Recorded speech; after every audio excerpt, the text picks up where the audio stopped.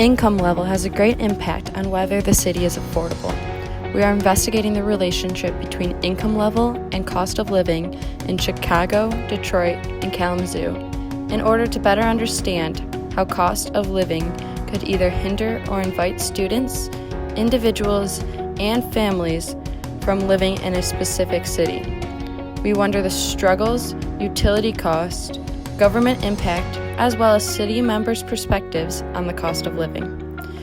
We decided to interview Kalamazoo College students Nicole Gorder, Tamara Morrison, and Shay Payton to understand their personal experiences and ideas towards the relationship between average income and cost of living.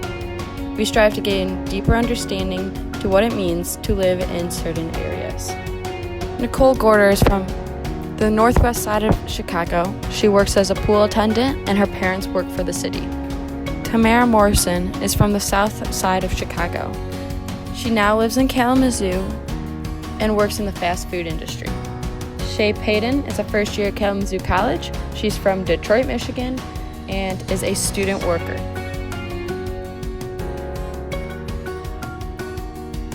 So about $80 to $100 a month on gasoline. Most of the time I'm either walking or Ubering, and I probably spend for Ubers, I've been doing good, so probably like no more than $30 a month. Gas, the last time I was there, costed $3.99, and there are 4 drivers in my family. Public transportation like the bus and the train also costs $7 a day. So a month, but definitely over $100. Based on the interviews and these personal experiences, we can take away that Chicago's transportation cost is much higher than Kalamazoo and Detroit's. This could be due to the cost of gas, the cost of public transportation, and the different methods of transportation offered in Chicago. Students living in Chicago would have to have an income level that would account for the high cost of transportation.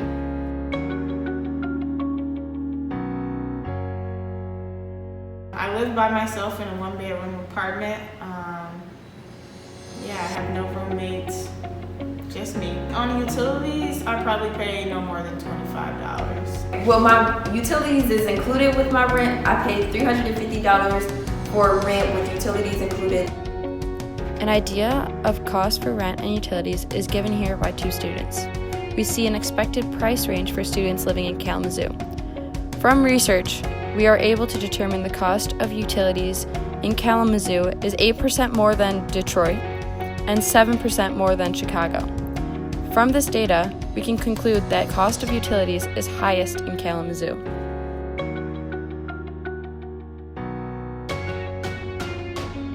On average per month, I try to spend no more than $125 on groceries. So I give $194 a month. So we actually have food stamps that help us to get our groceries because there's so many of us and things are so expensive.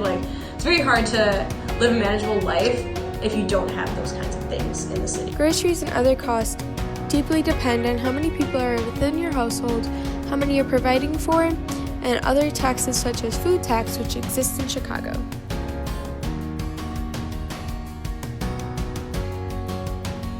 Is very much different from my family back home in Chicago. Just because Chicago is a very, very expensive place to live. I think it seems like it's more expensive to live in Kalamazoo to me than it is to live in Detroit, but I think that's because I'm on my own, so I'm paying for everything, so it seems like it's more expensive.